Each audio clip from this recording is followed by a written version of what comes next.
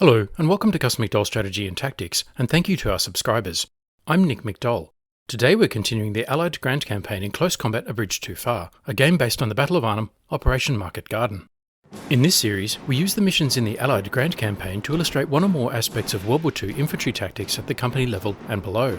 Each episode we conduct basic mission analysis, develop and analyse possible courses of action, then decide and execute the plan in real time, followed by lessons learned.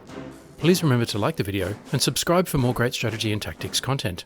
And if you want to buy me a coffee, the links to PayPal and Patreon are in the description. By the end of the last episode, the 101st Airborne was secure around Eindhoven and Zon.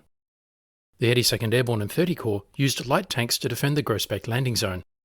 And 30 Corps opened the road to Arnhem, pushing the Germans off Hell's Highway. North of the Rhine, the Arnhem Relief West approach came under renewed pressure, losing its last 6-pounder anti-tank gun. And Frost's men at Arnhem were fought to a draw by a Jagdpanther that refused to die. The British Airborne had clung stubbornly to the bridge, and 30 Corps were hurrying forward, with the Polish Brigade scheduled to drop at Driel in the afternoon. Overall, we were doing quite well. So I should not have been that surprised when the game suddenly informed me, with very little fanfare, that I had won, and the campaign was finished. But I am not finished with the campaign. For starters, due to the tenacious defence of the landing zones by the paratroops, we never fought on the Oosterbeek North, Oosterbeek Cauldron or Groesbeek Heights maps. Also, I was looking forward to the Polish drop later in Day 5. So, over the next few episodes, we will tackle the missing 3 maps, the Polish drop operation, and then finish in style with a recap of the campaign and lessons learned. In this episode, we're in the Arnhem sector, the Oosterbeek area of operations. Our objective is Oosterbeek North. It is Day 5 of Operation Marketgarden, 1000 hours on 21 September 1944. Next, let's look at the map and do some mission analysis. I will develop a plan and then execute it in the game. Our mission is to defend Oosterbeek North in order to set the conditions for a counterattack to retake the landing zone. North is to the left of the map. Oosterbeek North is complex urban terrain with many tactical possibilities. Strong points, lines of fire, kill zones, and ambush sites. I will focus my analysis on the north or left side of the map. This is the Germans' axis of advance. I have marked 5 areas. Number 1, a sunken railway runs west to east, crossed by a bridge running north-south. The railway cutting presents an obstacle to movement, particularly vehicle movement, which is channeled across the bridge. But for infantry, the cutting is essentially a large trench line. To the west, a ruined train provides additional cover and concealment for infantry and is a good forming up point for an assault. Number 2, a clump of buildings north of the railway, including a couple of 3-storey buildings named Oosterbeek Haug. This is a likely support by fire location for the Germans, as the buildings afford good observation over the bridge and into the town, as well as cover and some concealment. Expect machine guns and snipers here. Number 3, an open area immediately south of the bridge, named the Stationsweg. This is surrounded on 3 sides by multi-storey buildings and is basically a fire sack for any infantry or vehicles crossing the bridge. This area provides a good depth position for the defender. Number 4, the row of 3-storey buildings forming the northern edge of town along the Parallelweg. The buildings provide good observation to the north, cover and concealment, and afford a significant advantage to the defender. The buildings also screen internal movement along the laterals. In other words, the defenders can move reinforcements up and down the road to the south of the buildings while covered from enemy observation and fire. And number 5, the lightly wooded area north of the town. This area is overlooked by the town buildings and provides only limited cover and concealment. Key terrain is the row of 3-storey buildings on the outskirts of town, as this gives the defenders a marked advantage over the attackers. Decisive terrain is the sunken railway and the bridge crossing. Preventing the Germans from crossing this terrain in force will assure victory for the defending British Airborne. The most likely avenues of approach are across the bridge for vehicles and from the wrecked train in the railway for infantry. This area reminds me of a castle wall. The attacking Germans must cross the moat under fire, and the defending British are on the ramparts in the 3-storey buildings.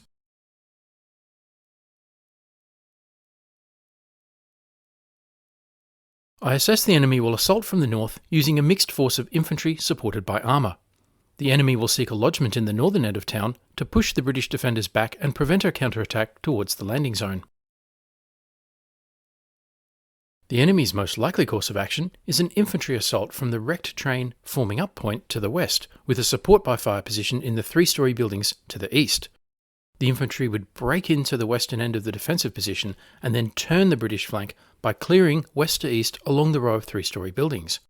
This would delay the British from counterattacking to retake the landing zone. The enemy's most dangerous course of action is to use the infantry to the west to fix the British defenders in place, then send a tank across the bridge to break into and get behind the defence. This could cut off British forces, prevent a withdrawal, and allow their defeat in detail by infantry to their front and tanks to their rear. This would prevent the British from counterattacking to retake the landing zone. We have an understrength parachute infantry company from the British 1st Airborne Division, consisting of a Bren section, 3 rifle sections, and 2 recon teams. In support, we have a 6-pounder anti-tank gun, a 3-inch mortar, and a Vickers medium machine gun. My first priority is to position the support assets, anti-tank gun, machine gun, and mortar. I usually place anti-tank guns in depth, in line with historical British tactical doctrine. On this occasion, however, I will position the anti-tank gun on the front line. From here, it can cover the woods to the front and get a side shot on anything crossing the bridge. It can also suppress the support by fire position and fire down the sunken railway. I'll place the Vickers medium machine gun in the 3-storey building near the bridge. From here, as a secondary task, it can cover the bridge. More importantly, as its primary task, it can deliver enfilade fire up and down the sunken railway. This will defeat any German infantry frontal attack. Finally, I'll place the mortar to the rear. Once its ammunition is expended, I'll bring it forward to reinforce the front line. Because I anticipate an attack from the northwest, I will place most of my infantry assets here, in a firing line in the 3-storey buildings either side of the 6-pounder. I will place a recon section to the east to provide security to the Vickers. And I will place a Bren section and a rifle section in depth, covering the fire sack south of the bridge as a counter-penetration force and acting as my mobile reserve. My contingency plan is that, worst case, I can fall back and form successive lines of defence in the western side of the town.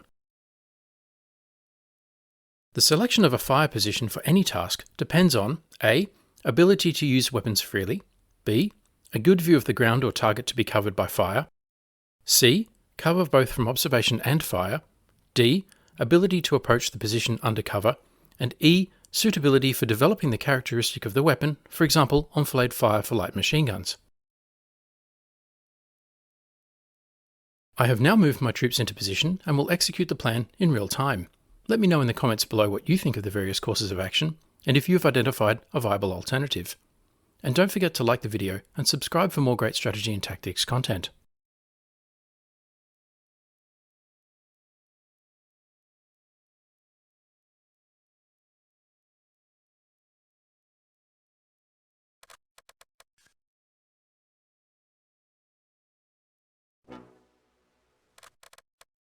And so we begin. A Granatwerfer or mortar squad, and a Mark IV Panzer in the woods. The 6-pounder targets the Panzer. The Vickers targets the Granatwerfer.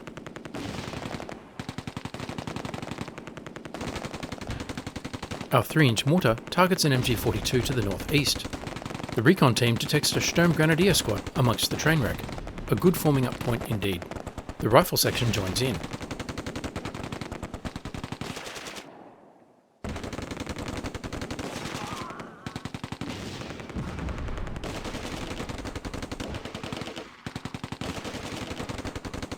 And a Schützen squad in the woods.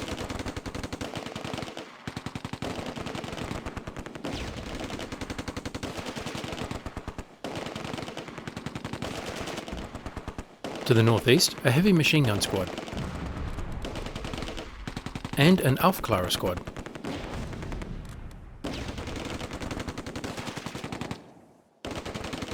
An MG42 squad is creeping forward in the centre. The 6-pounder is having mixed results against the Mark IV Panzer. Defeating this asset will win the battle. It misses again.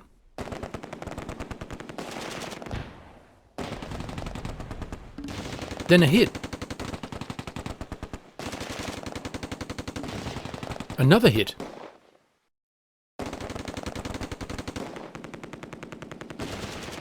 And again. Good rate of fire.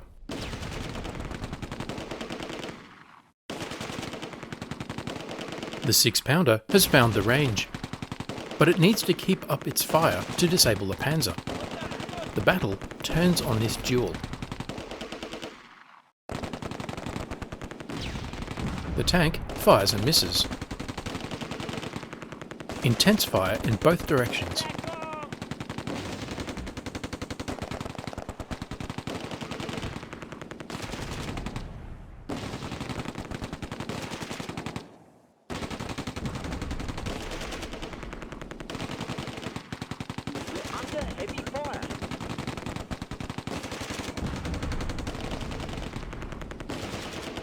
The Panzer is immobilized.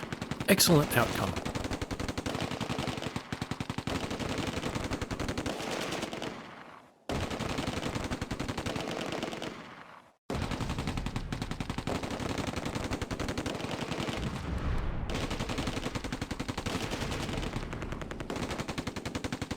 The Vickers and Schwerer's heavy machine guns go head to head, each trying to suppress the other.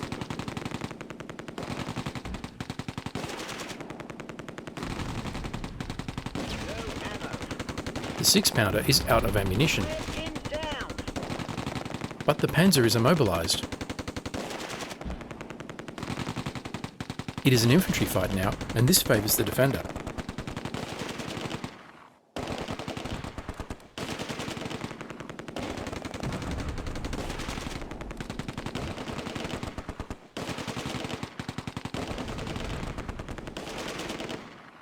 The Granatwerfer near the bridge is suppressed.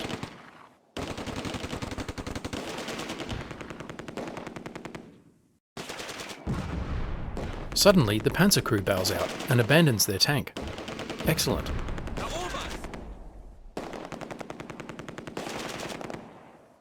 The MG42 in the centre has lost 2 of its crew.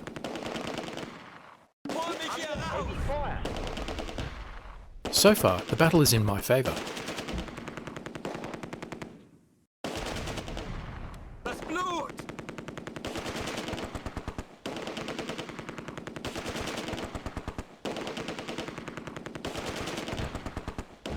Another Granatwerfer fires from behind the Oosterbeek group of buildings.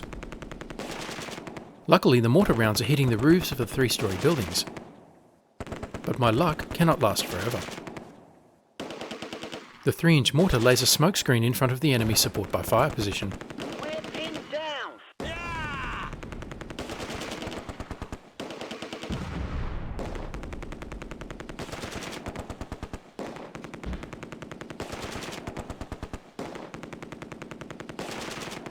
The enemy are pinned and going nowhere.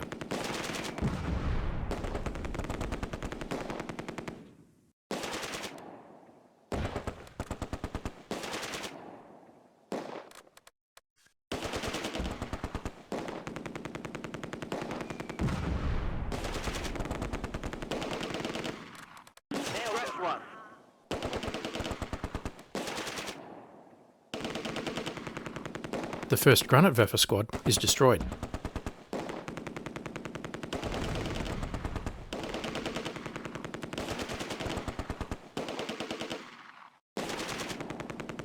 We're under heavy fire.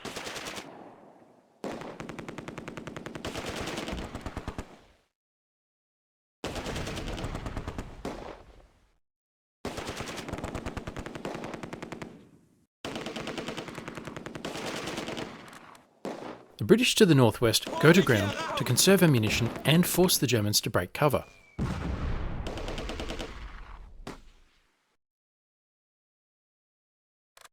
The 3-inch mortar opens a counter-battery fire against the German Granatwerfer.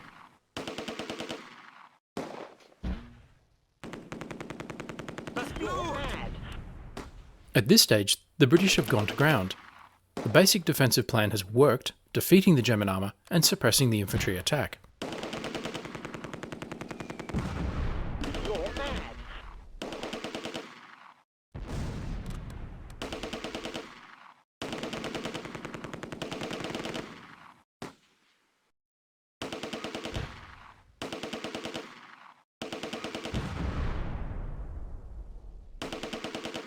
Now it is time to force the Germans to act.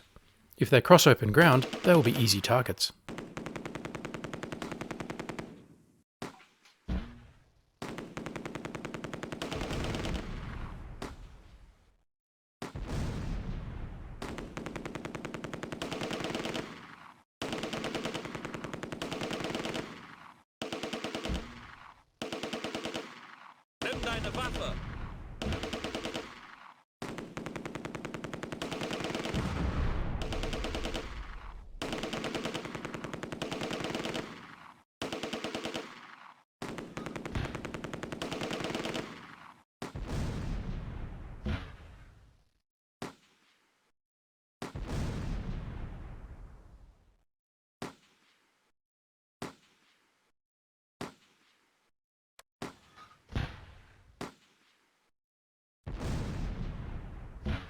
As if on cue, an Aufklärer squad breaks cover and races across the sunken railway.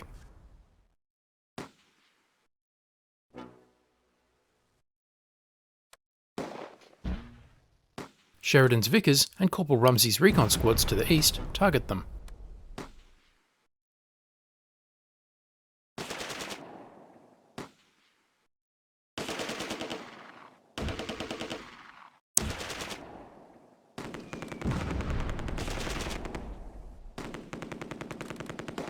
A rifle section joins in.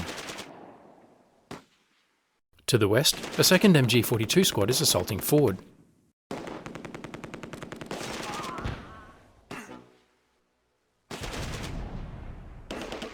Staff Sergeant Rimmer's recon squad moves to a better firing position.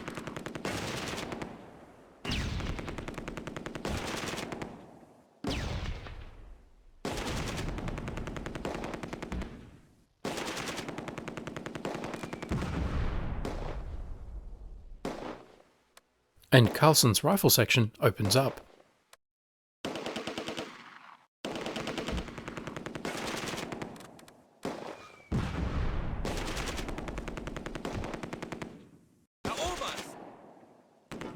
The MG42 suffers casualties.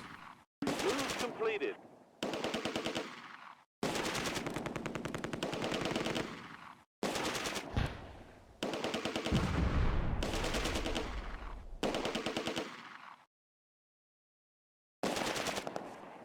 Move completed.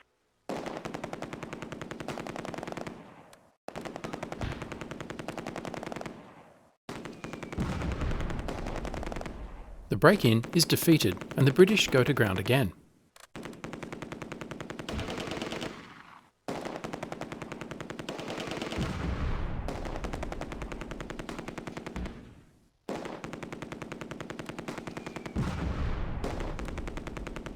To the east, the Aufklärer squad has another go.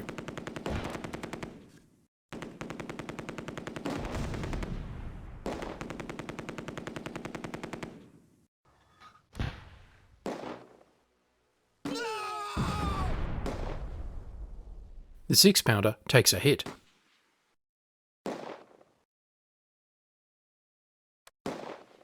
The 3-inch mortar is out of HE ammunition.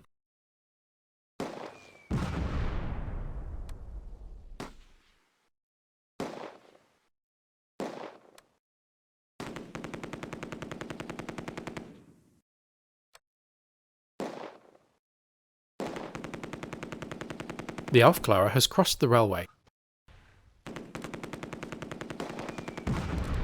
We're pinned down. The Vickers and recon teams target the German scouts.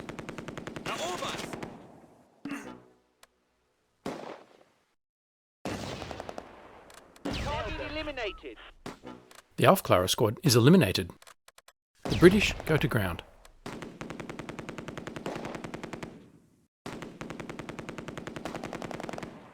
Pick up your weapon. The Germans are still firing, but have abandoned the assault.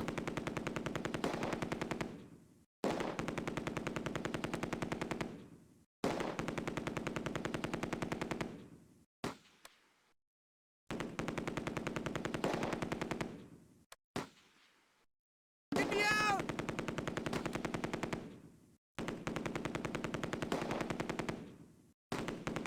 The 1st MG42 squad assaults forward.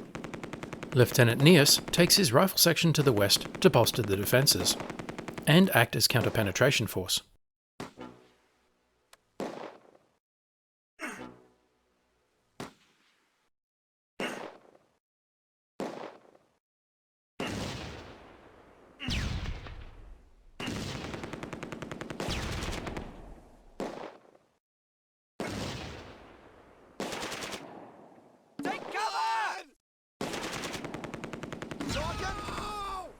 The recon team takes a hit.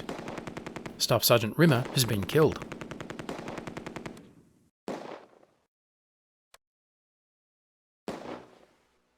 Pick up your weapon.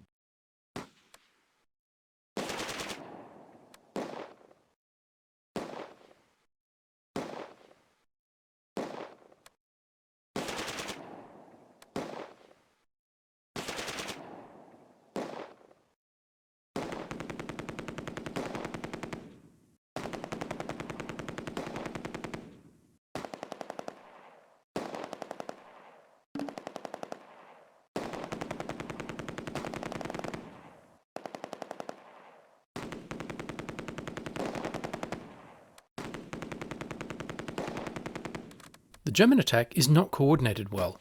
The MG42 has achieved a break-in, and the Sturmgrenadier squad continues to provide suppressing fire.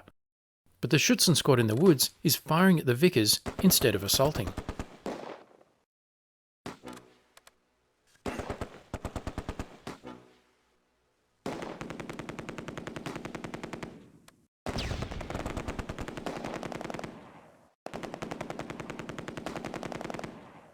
Move completed.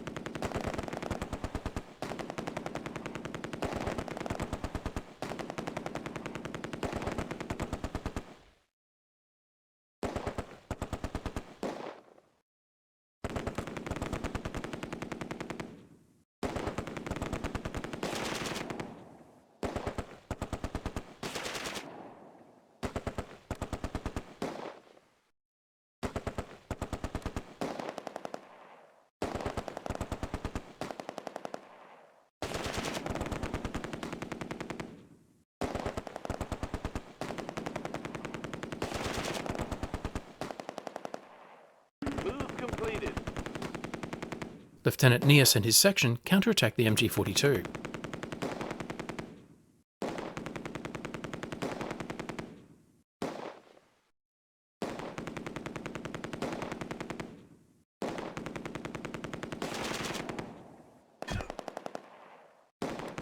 Hand-to-hand fighting settles the matter. In position.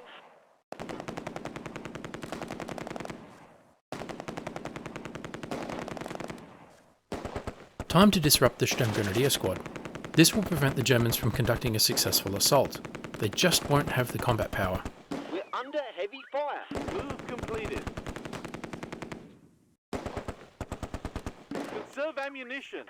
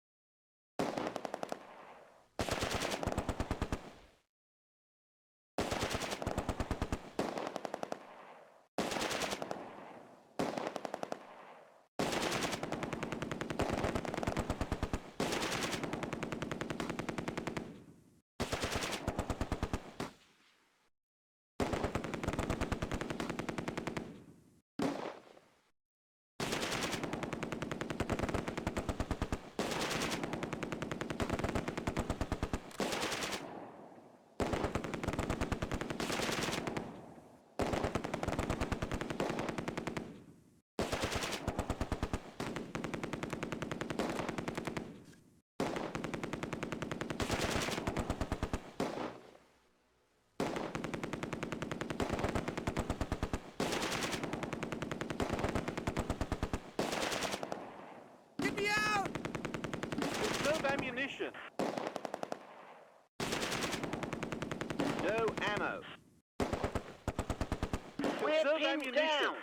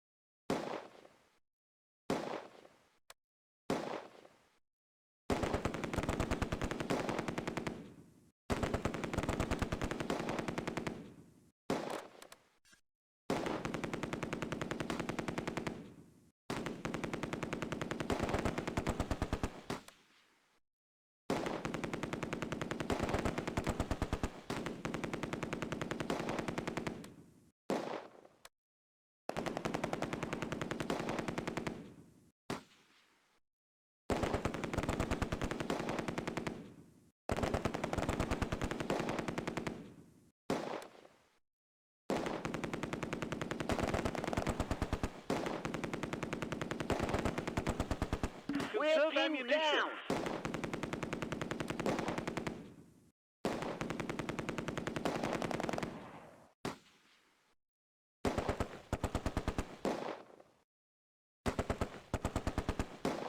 The Germans are still firing and the British are pinned down.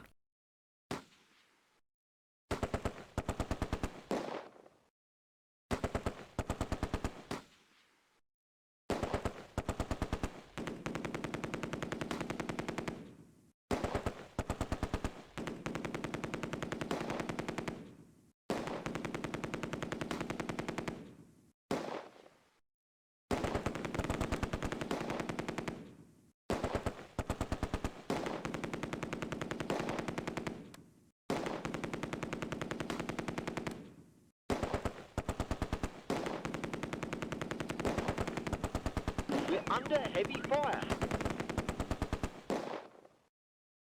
We're pinned down. Conserve ammunition.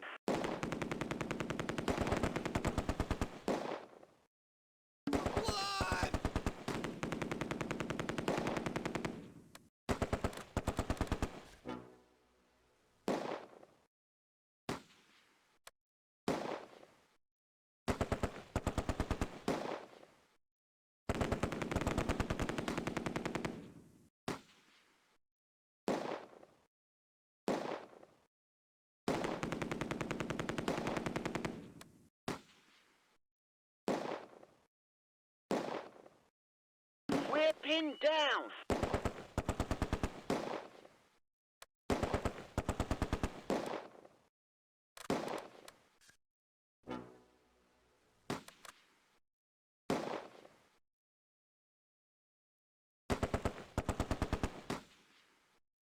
We're pinned down. But the Germans are not assaulting and no territory has changed hands, meaning the British are winning the defence. Time to commit my reserve. The Bren section moves to reinforce the west and win the firefight against the Sturmgrenadier.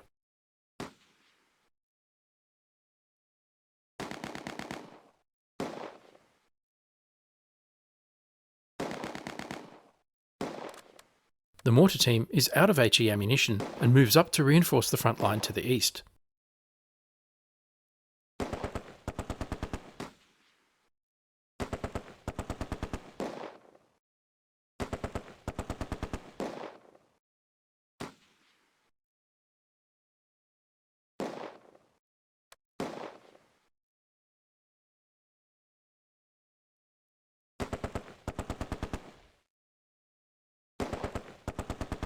We're under heavy fire. We're pinned down.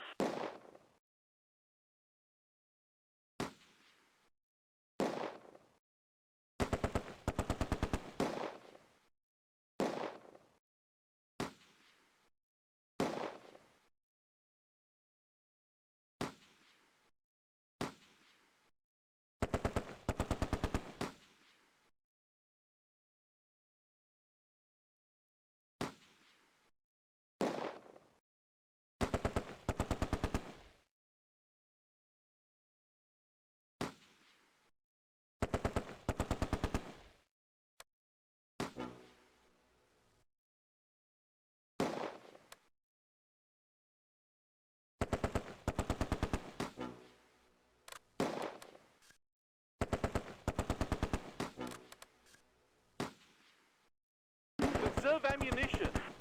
The rifle sections open fire against the Sturmgrenadier while Staff Sergeant Peterson's Bren section moves into position.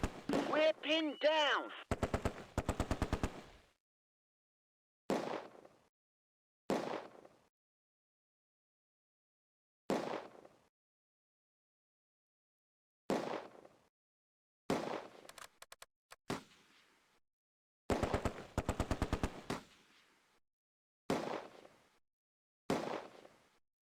Obers!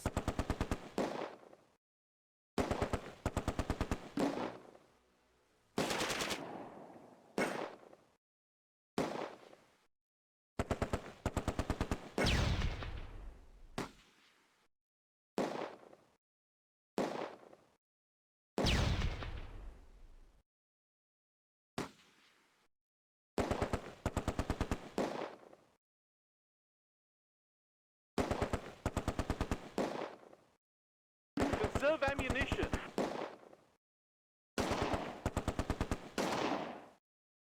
We're pinned down.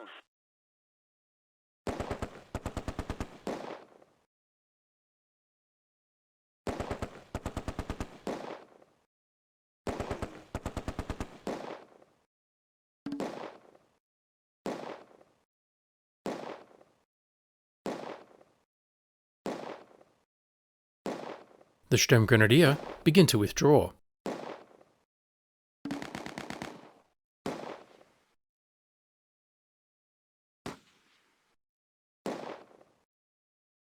The battle is almost won. Yeah!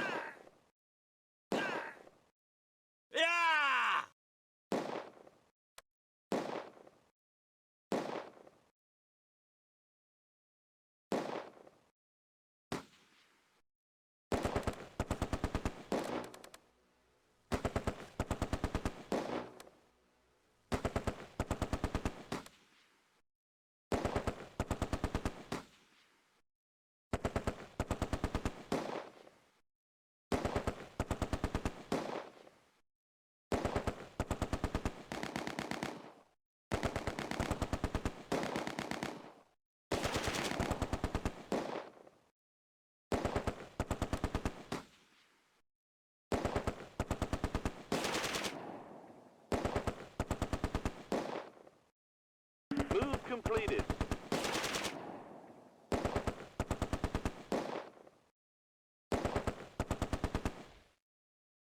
Target eliminated.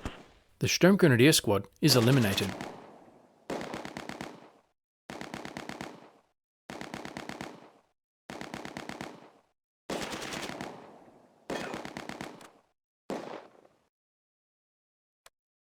Entdeckung!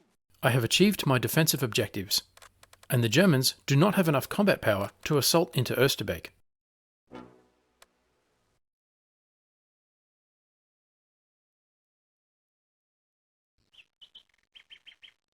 Time to call for a ceasefire.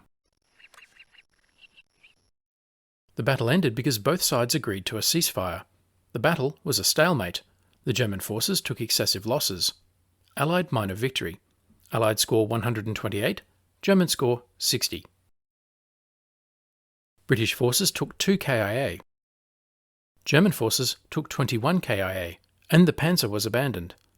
That is a 10-to-1 casualty ratio. Let's examine casualties on both sides. First, the British. Very light casualties.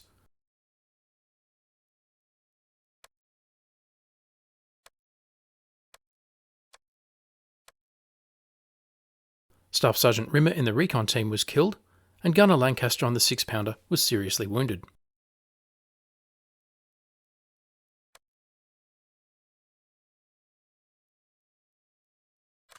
Then the Germans. Heavy casualties. A Sturmgrenadier squad, 2 MG42 squads, a Schützen squad, an Aufklärer squad, a Panzer Mark IV, a heavy machine gun squad, and 2 Granatwerfer mortar squads.